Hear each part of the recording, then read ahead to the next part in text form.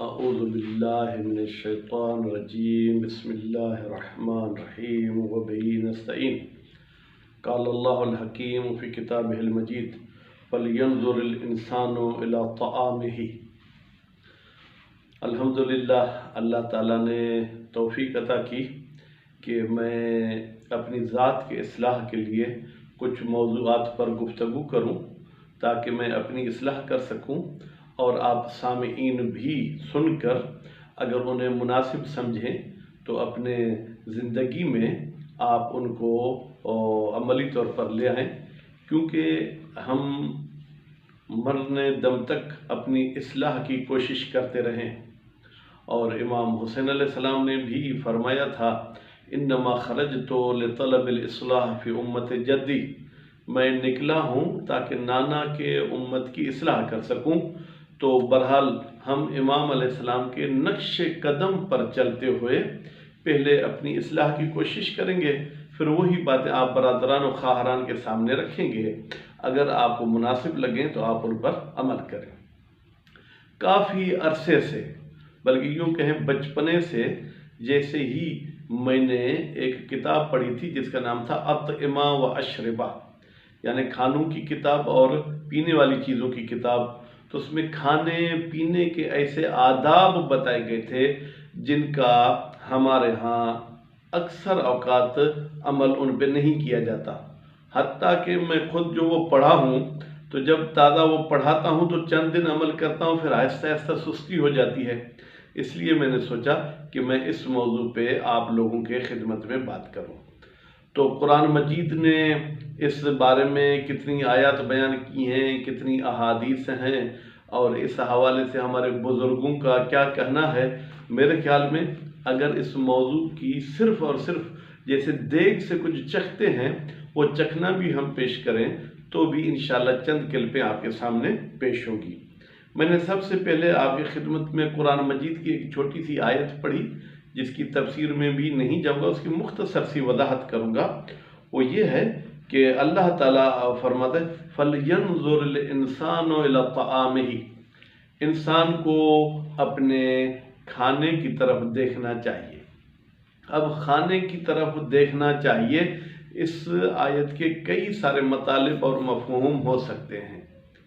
اگر علم عقائد کے حوالے سے دیکھیں، یعنی انسان یہ دیکھے کہ اس پروردگار نے کیسی کیسی چیزیں میرے لیے بنائی ہیں اور ان چیزوں سے پھر کیسے میرا خون بنتا ہے، پھر وہ خون کیسے میرے جسم میں گردش کرتا ہے، تو اس طریقے سے بھی یہ تفسیر اور یہ توضیح کی جا سکتی ہے۔ یا یہ کہ انسان کو دیکھنا چاہیے کہ جو کھا رہا ہے وہ حلال ہے یا وہ حرام ہے، یا اس طریقے سے کہ بھائی اللہ کے آیات میں سے ایک آیت یہ بھی ہے کہ جو اللہ تعالیٰ نے مجھے دی ہے، تو مطلب یہ ہے کہ جب کھانا کھائے تو بھی حیوانی وہ چاہت کے مطابق کھانے کی طرف نہیں جائے، بلکہ سوچ، تأمل اور غور کے ساتھ اس کھانے کی طرف جائے اور اس کھانے پر بیٹھے۔ اب اگر آپ دیکھیں انسان کی خلقت میں کھانے کی انتہائی اہمیت ہے۔ اگر انسان کھانا نہیں کھائے گا تو وہ جی نہیں پائے گا۔ جب جی نہیں پائے گا تو نہ وہ عبادت کر سکے گا، نہ کما سکے گا، نہ ہی اپنے اور اہداف پورے کر سکے گا۔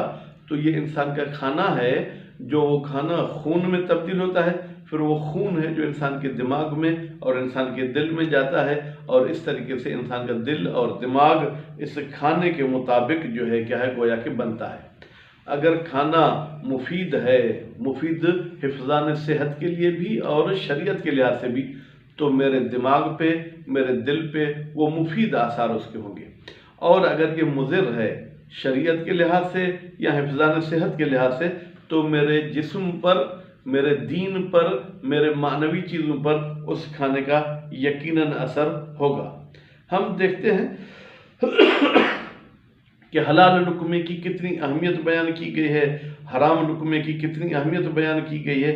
حتیٰ کہ کچھ بزرگ تو یہ کہتے ہیں کہ اگر کسی کے اخلاق اور کسی کے شخصیت کو آپ جاننا چاہتے ہیں تو آپ دیکھیں اس کے کھانے کی کیفیت کیسے ہے۔ اپنے سامنے کھاتا ہے، دوسرے کے سامنے کھاتا ہے، کھاتے وقت منہ کھول کے کھاتا ہے، منہ بند کر کے کھاتا ہے۔ کھاتے وقت جب لقمہ اس کے منہ میں ہے تو اس کے ساتھ ساتھ بوتل یا پانی بھی پیتا ہے، پھر اچانک اگر کہا لگائے تو اس کا کھانا پورا فوارہ ہو کے پورے ساتھیوں پر لگ جاتا ہے، یا کس طریقے سے کھاتا ہے؟ تو بزرگ یہ کہتے ہیں اس کے کھانے کی کیفیت آپ ہمیں بتائیں، ہم اس کی شخصیت آپ کو بتا دیں گے۔ اور یہی کھانا ہے جس کی وجہ سے انسان کی عزت میں کمی ہوئی۔ ہم شیعہ عقائد کے مطابق نبی معصوم ہوتا ہے، گناہ نہیں کرتا ہے، لیکن قرآن مجید میں بہت ساری جگہوں پر خطا کی اور گناہ کی نسبت دی گئی ہے انبیاء کی طرف، تو اسے ہم شیعہ عقائد کے مطابق ترک اولا مراد لیتے ہیں۔ دیکھیں اللہ تعالیٰ نے جب حضرت آدم علیہ السلام کو خلق کیا، جو انسان سے پہلی یوں کہیں ترک اولا یا غلطی سرزد وہ کھانے کی ہے، اور کوئی پہلی گناہ غلطی نہیں ہوئی ہے، سب سے پہلی غلطی انسان سے جو ہے کیا وہ گناہ کی ہوئی۔ پہلے تو اللہ تعالیٰ نے حضرت آدم علیہ السلام کو خلق کیا، خلق کرنے کے بعد پھر تمام ملائکہ کو کہا کہ میں تمہیں کہوں تو تم اس کو سجدہ کرو، سجدہ کروایا۔ پھر شیطان نے سجدہ نہیں کیا تو اللہ نے اسے اپنے بارگاہ سے نکال دیا کہ چونکہ تو نے آدم کو سجدہ نہیں کیا۔ پھر حضرت آدم علیہ السلام اور بی بی حوا کو اللہ تعالیٰ نے جنت میں رہایا، صرف ان پر ایک پابندی لگائی، کیا کہ تم اس درخت سے مت کھانا، یعنی کھانے کی نفی نہیں کی گئی کہ تم اس سے نہیں کھانا۔ تو وہی بدبخت شیطان جو حضرت آدم کے سجدے نہ کرنے کی وجہ سے نکالا گیا تھا، پھر اسی نے حضرت آدم علیہ السلام کو بہکایا۔ یہ سورہ بقرہ کی آیت نمبر 30 سے لے کر 38 میں اس موضوع پہ کافی کچھ اللہ تعالیٰ نے بیان کیا ہے۔ تو پھر اسی حضرت آدم علیہ السلام نے اس درخت کو کھایا، اور کھانے کا نتیجہ یہ ہوا کہ اللہ نے کہا تھا نہیں کھانا، انہوں نے کھایا تو اللہ تعالیٰ نے ان کو جنت سے نکال دیا۔ پھر جنت سے بھی کس روپ سے نکالا؟ اگر آپ جناب قرآن مجید کی تلاوت کریں، گویا کہ برہنہ بغیر لباس کے ان کو نکال دیا۔ پھر وہ جب زمین پر آئے تو ادھر ادھر کے درخت کے پتوں سے خود کو چھپا رہے تھے۔ تو کھانے کی انتہائی اہمیت ہے تقویٰ کے لحاظ سے اور دنیا کے لحاظ سے، معنویت کے لحاظ سے۔ تو بہرحال انشاءاللہ اگر آپ لوگوں کا ساتھ رہا اور مجھے محسوس ہوا کہ اس موضوع کو آپ دلچسپی سے سنتے ہیں تو انشاءاللہ مزید میں اس پر کچھ کلپیں بناؤں گا۔